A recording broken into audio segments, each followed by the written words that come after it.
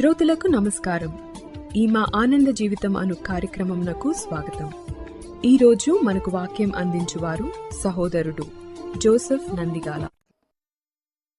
ఆనంద జీవితము శ్రోతలకు ప్రభువైన యేసుక్రీస్తు నామమున హృదయపూర్వక వందనములు చెల్లిస్తూ ఉన్నాము. మీరందరూ కూడా ప్రభు యొక్క మహాకృపను బట్టి క్షేమముగాను సంతోషముగాను ఉన్నారు అని మిమ్మలను బట్టి దేవుని స్తుతిస్తూ ఉన్నాము. మీ కొరకు ప్రార్థన చేస్తూ ఉన్నాము. బైబిల్ గ్రంథము నుండి యేసుక్రీస్తు ప్రభువారిని గురించినటువంటి అంశాన్ని యోహాను సువార్త నుండి మనము ధ్యానం చేస్తూ ఉన్నాము.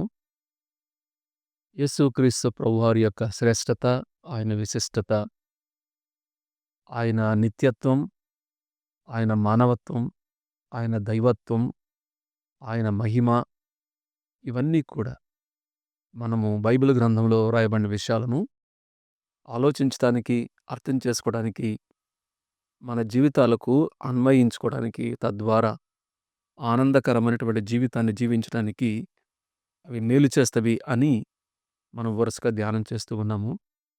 యోహాను సువార్తలో ప్రారంభంలోనే శిష్యుడైనటువంటి యోహాను గారు యేసుక్రీస్తు ప్రభువారు ఆదియందు ఉన్నవాడు, ఆయన వాక్యము అని జ్ఞాపకం చేశాడు.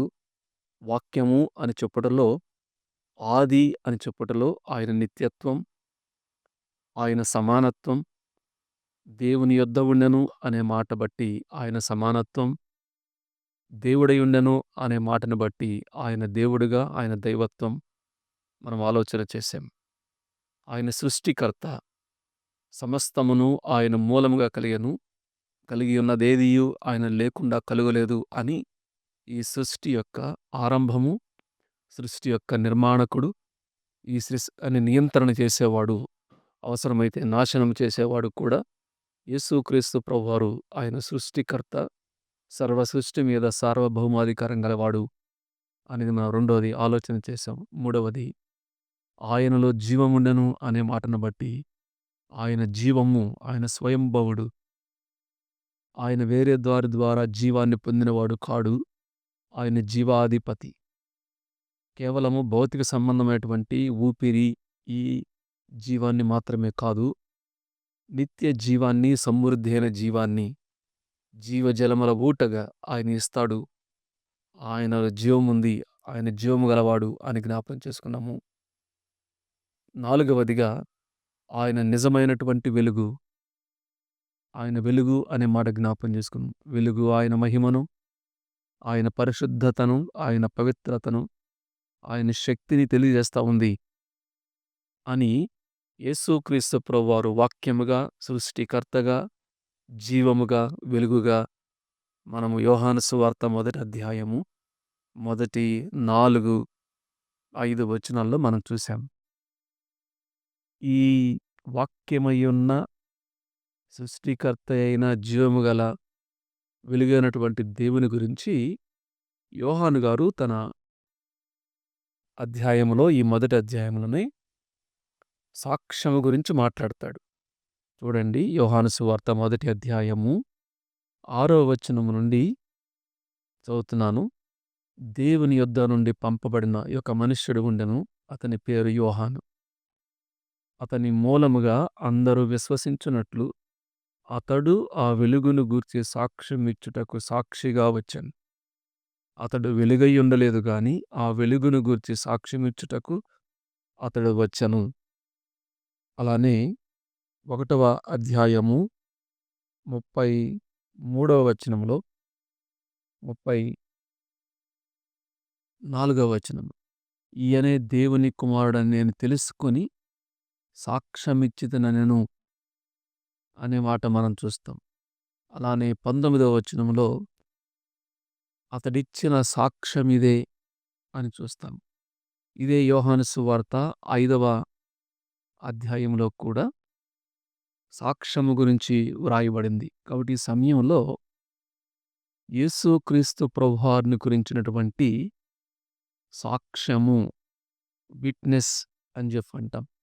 యోహాను గారు ఆయన నిజమైనటువంటి దేవుడు అని, ఆయన గుణలక్షణములను, జ్ఞాపకం చేసి ఒక 4 వచనాలు అయిన తర్వాత ఒక సాక్షిని పరిచయం చేస్తూ ఉన్నాడు.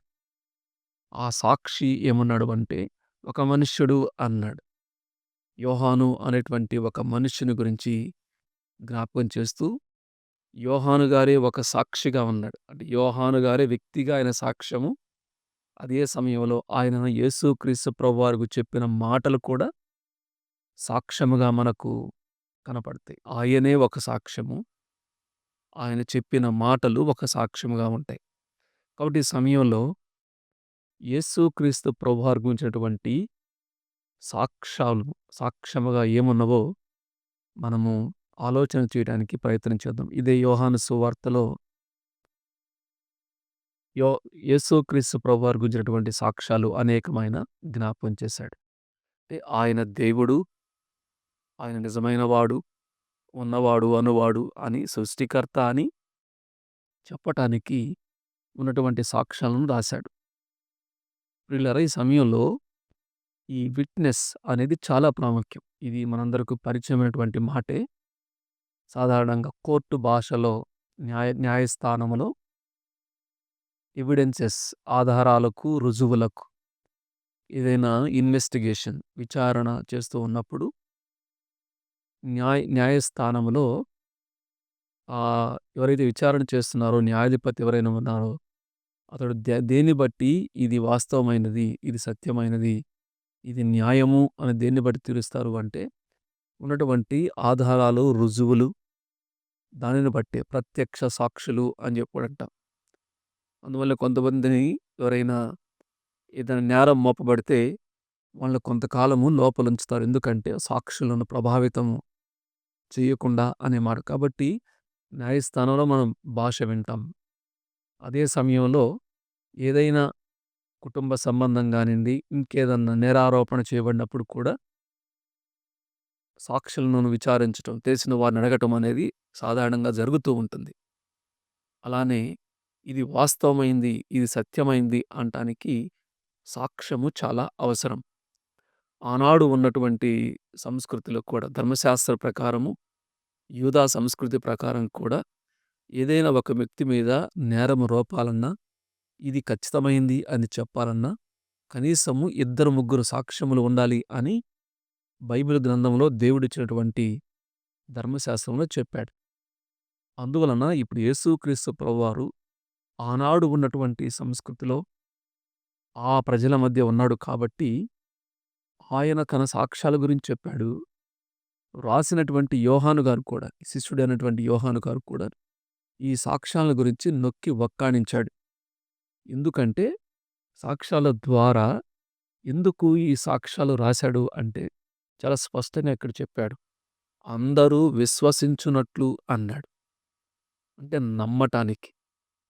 ఇది వాస్తవమైనది, ఈయన నిజమైన దేవుడు, ఈయన వాస్తవమైనటువంటి దేవుడు, మాట్లాడే దేవుడు, చూచేటువంటి దేవుడు, గొప్ప దేవుడు, శరీరధారైనటువంటి దేవుడు అనేటువంటి విశ్వాసం ఉంచటానికి, నమ్మటానికి. అంటే ఏదో గ్రుడ్డిగా నమ్మండి అని చెప్పకుండా ఆధారాలతో, రుజువులతో మీకు విశ్వాసం ఉంచటానికి నేను ఈ విధంగా చెప్తున్నాను అని అన్నాడు. అది మనకు 1వ అధ్యాయము 7వ వచనంలో అతని మూలముగా అందరూ విశ్వసించున్నట్లు అతడు ఆ వెలుగును గురించి సాక్ష్యమిచ్చుటకు సాక్షిగా వచ్చాడు. కాబట్టి ఒకటి విశ్వాసం ఉంచటానికి అనేది. అదే సమయంలో మన జీవితంలో ఒక నిర్ణయం, ఒక సరైనటువంటి నిర్ణయం, అనేకమైన మోసాలు, అబద్ధాలు, అసత్యాలు, అటువంటి ఏమంటాము వేషధారణ, నటన, రకరకాల ఈ భక్తి ముసుగులో ప్రజలను మోసం చేయడానికి మేమే దేవుళ్ళము అని చెప్పేవాళ్ళు, మేమే దేవుని ప్రతినిధులము అని చెప్పేవాళ్ళు, అనేక మంది ఉన్నటువంటి మోసం ఉన్నటువంటి ఈ రోజుల్లో ఏది నిజమో, ఏది సత్యమో, ఏది వాస్తవమో అర్థం కావటానికి సాక్ష్యములు ఎంతైనా అవసరము అని ప్రభు పేరట మనవి చేస్తూ ఉన్నాను. బైబిల్లో చెప్పినటువంటి యేసుక్రీస్తు ప్రభువారు కూడా అనేకమైన సాక్ష్యాలు ఆయన జ్ఞాపకం చేశాడు. మొట్టమొదట ఆయన గురించి ఆయనే చెప్పాడు. ఆయన ఎవరో, ఆయన ఏమై ఉన్నాడో, నేను పరలోకం నుండి ఈ భూలోకానికి వచ్చాను. దేవుడు లోకాన్ని ఎంతో ప్రేమించి తన కుమారుడటువంటి ఈ లోకానికి ఆయన వచ్చాడు. ఆయన యొక్క పరలోక సంబంధమైనటువంటి విషయాలు అనేకమైన జ్ఞాపకం చేశాడు. ఒక మంచి కాపరిగా, ఆయన ఒక మంచి బోధకునిగా, ఒక మంచి నాయకునిగా, దేవునిగా అనేక విషయాలు ఆయన తన గురించి చెప్పాడు. అయితే ఏమన్నాడు అంటే, నేనిచ్చినటువంటి సాక్ష్యం మీరు నమ్మకపోవచ్చు, కానీ నాకు అనేకమైన సాక్ష్యాలున్నాయి అన్నాడు. మనం వరుసగా చెప్పుకుంటూ పోతే, ఒకటి ఆయన చెప్పినటువంటి సాక్ష్యము. ఆయన అబద్ధమాడనని దేవుడు అన్నాడు. ఆయన నోట ఏ కపటము లేదు అన్నాడు. కాబట్టి ఆయన నిజమైన దేవుడు కాబట్టి అబద్ధం చెప్పవలసినటువంటి అవసరం లేదు. అయినా యేసుక్రీస్తు ప్రభువారు విన్నవారు ఎవరైతే వింటున్నారో వారు విశ్వాసం ఉంచటానికి ఏమన్నాడు అంటే, ఒకవేళ నా సాక్ష్యాన్ని మీరు గాని నమ్మలేకపోతే, ఇదిగో ఈ నాకంటే ముందుగా ఉన్నటువంటి ఈ యోహాను గారు, యోహాను గారు నా గురించి సాక్ష్యం ఇచ్చాడు. బాప్తిస్మం ఇచ్చి యోహాను. ఆయన జన్మ ప్రత్యేకము, ఆయన జీవితం ప్రత్యేకము, ఆయన మారు మనసు గురించి చెప్పాడు, ఆయన ధైర్యం గురించి ఉన్నాడు. కాబట్టి ఆయన ఏమని సాక్ష్యం ఇస్తూ ఉన్నాడు అంటే, ఇదిగో ఈయన దేవుని కుమారుడు. 34వ వచనంలో దేవుని కుమారుడని తెలుసుకునే సాక్ష్యం ఇచ్చాను అన్నాడు. అంత మాత్రమే కాదు, నాకంటే ప్రముఖుడు, నాకంటే ముందటివాడు. వయసును బట్టి ఒక 6 నెలలు నేను ముందు పుట్టి ఉండొచ్చేమో గాని, ఆయన నాకంటే ముందుగా ఉన్నవాడు, నాకంటే ప్రముఖుడు. ఆయన హెచ్చవలసినది, నేను తగ్గవలసినది. ఆయన చెప్పుల వారు ఇప్పడానికి కూడా నేను యోగ్యుడను కాను. ఈయనే లోక పాపమును మోసుకొని పోయేటువంటి దేవుని ఆ గొర్రెపిల్ల. కాబట్టి ఆయన పెండ్లి కుమారుడు, నేను కేవలం స్నేహితుడిని మాత్రమే అని యేసుక్రీస్తు ప్రభువారి గురించి ఆనాడు ఉన్నటువంటి బాప్తిస్మిచ్చి యోహాను ఆయన సాక్ష్యం ఇచ్చాడు. ప్రత్యక్ష సాక్షి అంట. ఆయనను చూసి ఒక ప్రవక్తగా, ఒక దేవుని బిడ్డగా ఆయన సాక్ష్యం ఇచ్చాడు. ఒకటి యోహాను గారి యొక్క సాక్ష్యం.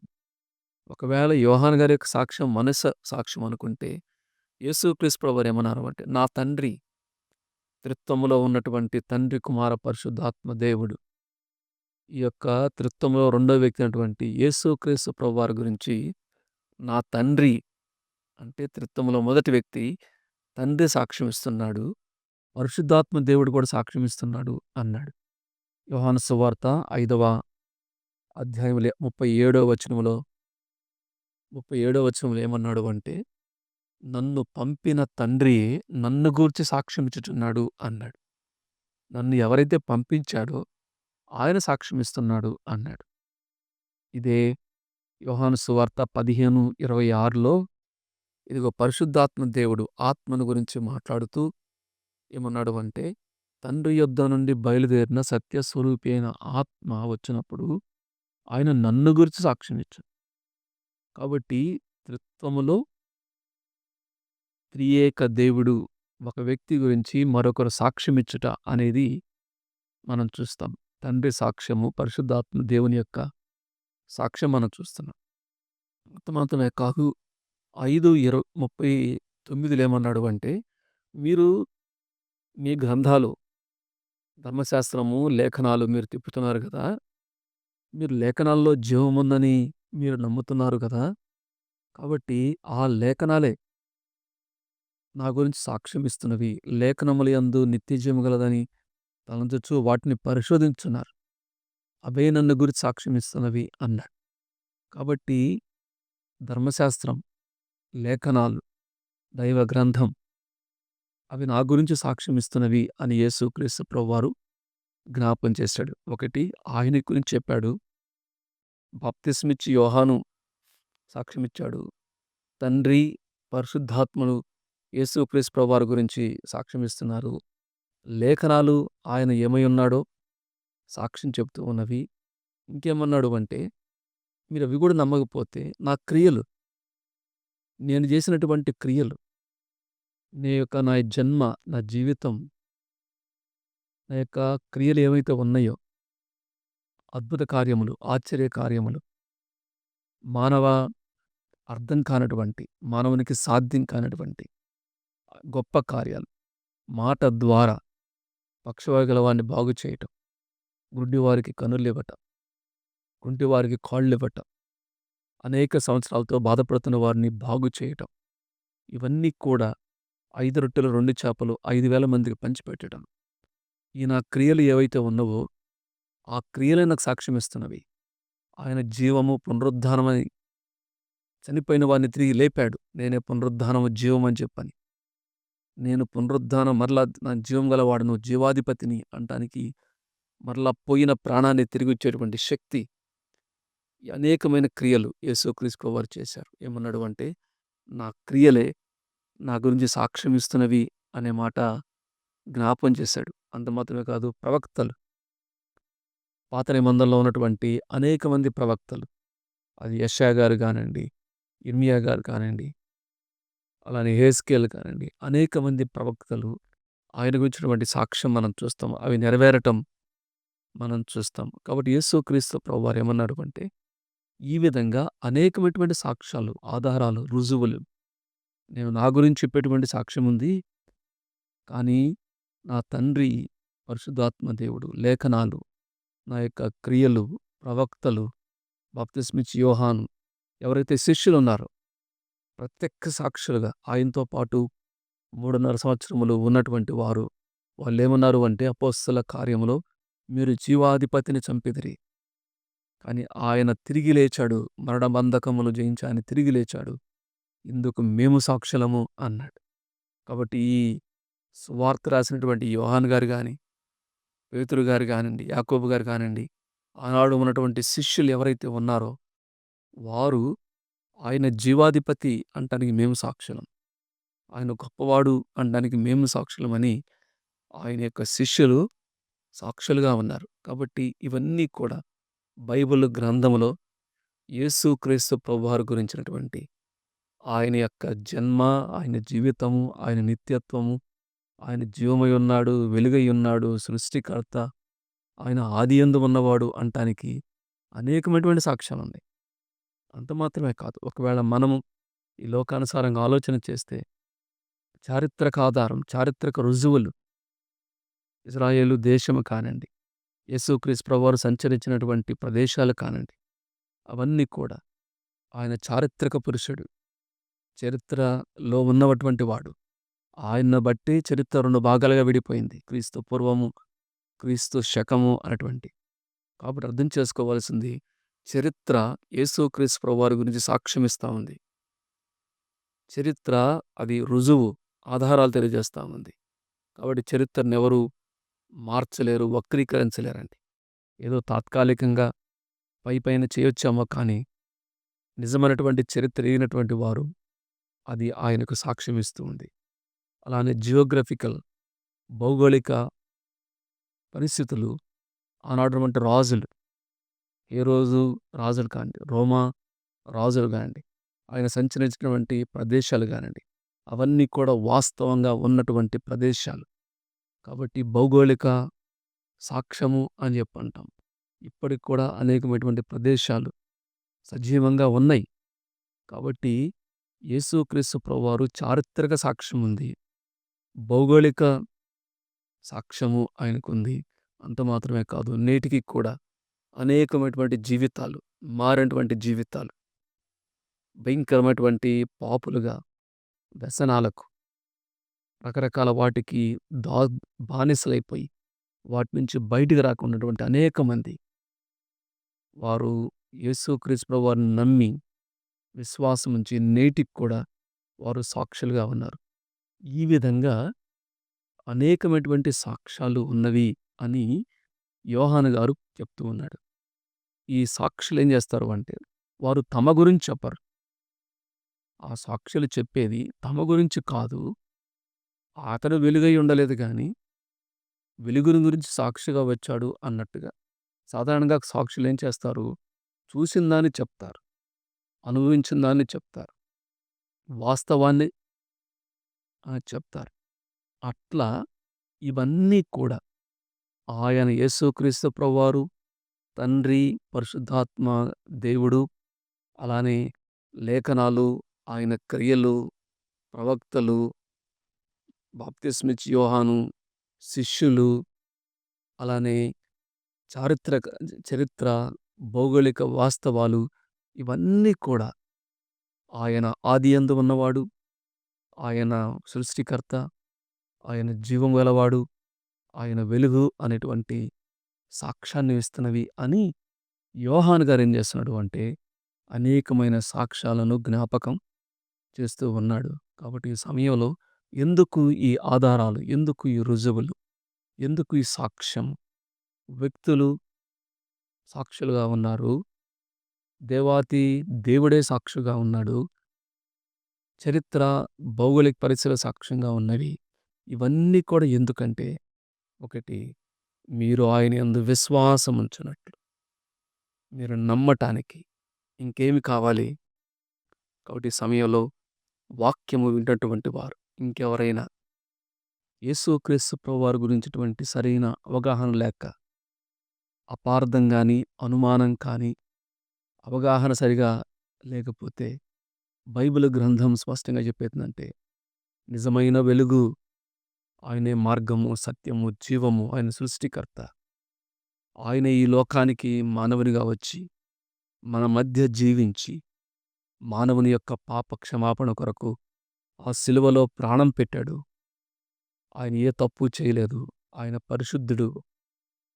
ఒకటి ఆయన చనిపోయి సమాధి చేయబడి తిరిగి లేచాడు. ఆయన జీవము గల దేవుడు. ఆయన మరలా రాబోతూ ఉన్నాడు అంటానికి అనేకమైన సాక్ష్యాలు ఉంటూ ఉండగా ఈ సమయంలో ఆలోచన చేద్దాం. అర్థం చేసుకోనండి. యేసుక్రీస్తు ప్రభువారిని నమ్మండి. మీరు విశ్వాసం ఉంచినట్లు ఇవన్నీ సాక్ష్యాలు యేసుక్రీస్తు ప్రభువారిని గురించి యోహాను గారు జ్ఞాపం చేస్తున్నాడు. ప్రభువుని నమ్ముకున్నటువంటి వారు ఏం చేయాలి అంటే, ఒకటి ఈ సాక్ష్యాలను సరిగా అర్థం చేసుకోవాలి. ఆయన నిజమైన దేవుడు, ఆయన శ్రేష్టతను, విశిష్టతను అర్థం చేసుకొని ఆయన్ను స్తుతించాలి. అదే సమయంలో మనమే సాక్షులము.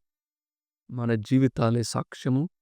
అదే సమయంలో సందర్భం వచ్చినప్పుడల్లా ఆయన గురించినటువంటి, ఆయన సృష్టికర్త అని, ఆయన ఆది నుంచున్నవాడు అని, ఆయన జీవం గలవాడు అని, ఆయన పరిశుద్ధుడు, వెలుగు అని, ఆయన నమ్ముకుంటే పరలోక భాగ్యమని, ఆయన పాపములను క్షమిస్తాడు అని, ఆయన సంతోషాన్ని, సమాధానాన్ని ఇస్తాడు అని చెప్పని మన యొక్క జీవితం ద్వారా, మన మాటల ద్వారా ఆయనకు సాక్షులుగా ఉండటానికి పరిశుద్ధాత్మ దేవుడు మనకు సహాయం చేయనుగాక. దేవుడి వాక్య భాగాన్ని దీవించి ఆస్వాదించనుగాక.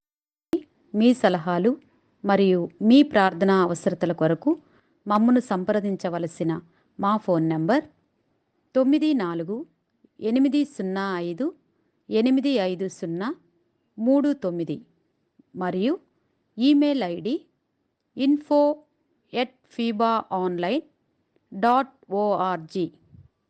మా ఫోన్ నంబర్ మరొకసారి 9480585039.